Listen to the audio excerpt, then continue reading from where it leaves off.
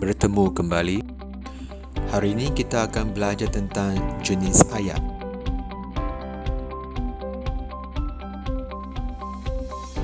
Jenis ayat.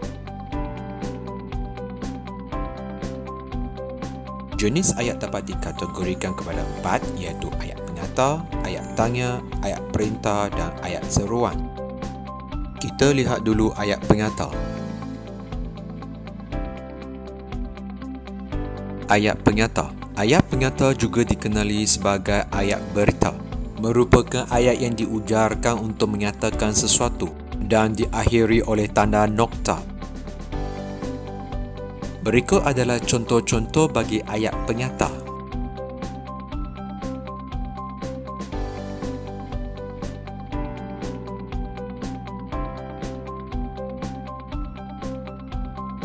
Seterusnya kita lihat ayat tanya.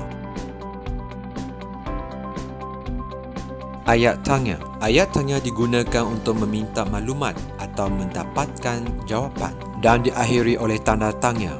Terdapat 4 jenis ayat tanya. Yang pertama, ayat tanya tanpa kata tanya. Kedua, ayat tanya dengan unsur tanya.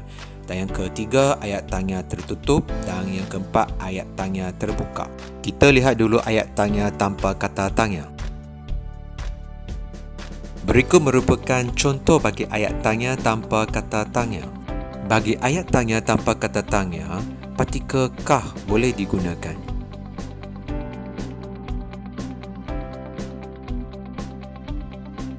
Kita teruskan dengan ayat tanya dengan unsur tanya. Berikut merupakan contoh bagi ayat tanya dengan unsur tanya. Unsur tanya yang dimaksudkan adalah seperti kata tanya, berapa, siapa, mana dan sebagainya.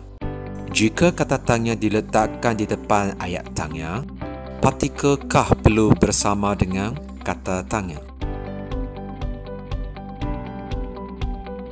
Kita teruskan dengan ayat tanya tertutup.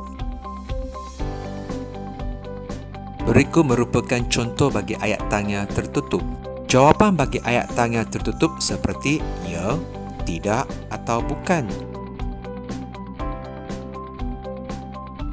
Baiklah, kita teruskan dengan ayat tanya terbuka. Berikut merupakan contoh bagi ayat tanya terbuka. Jawapan bagi ayat tanya terbuka adalah pelbagai, iaitu ingin mendapatkan maklumat yang dikehendaki.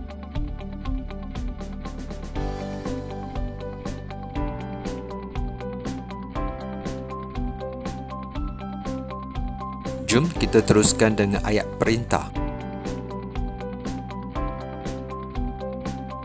Ayat perintah. Ayat perintah digunakan untuk memberikan perintah, suruhan, ajakan, menyatakan keinginan, harapan atau larangan untuk melakukan sesuatu. Terdapat 5 jenis ayat perintah, iaitu ayat suruhan, ayat silaan, ayat larangan, ayat permintaan dan ayat ajakan. Kita lihat dulu ayat suruhan. Ayat suruhan digunakan untuk memberikan arahan. Berikut merupakan contoh bagi ayat suruhan.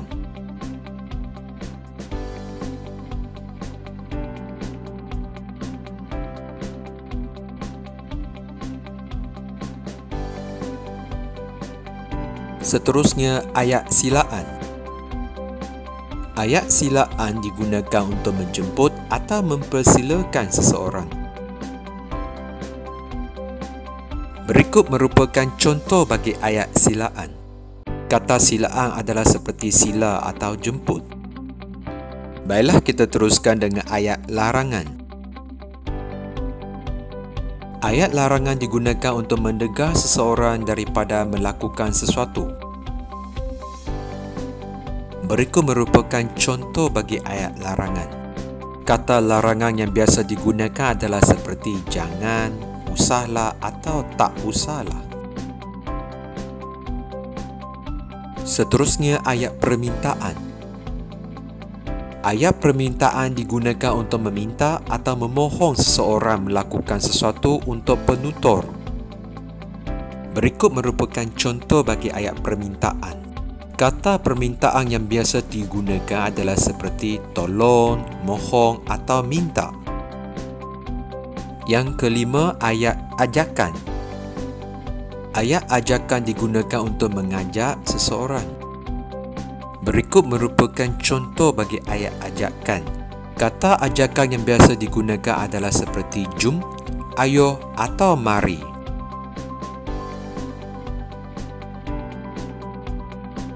Seterusnya kita lihat ayat seruan.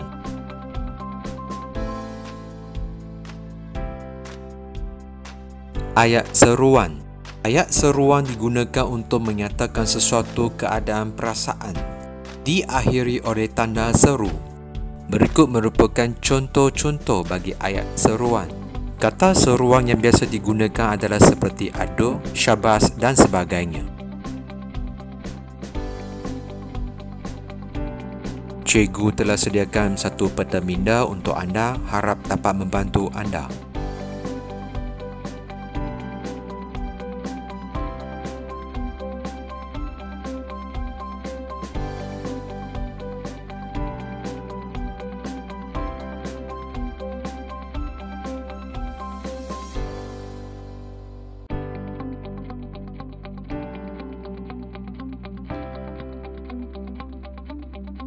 Sampai sini sahaja untuk hari ini. Kita jumpa lagi.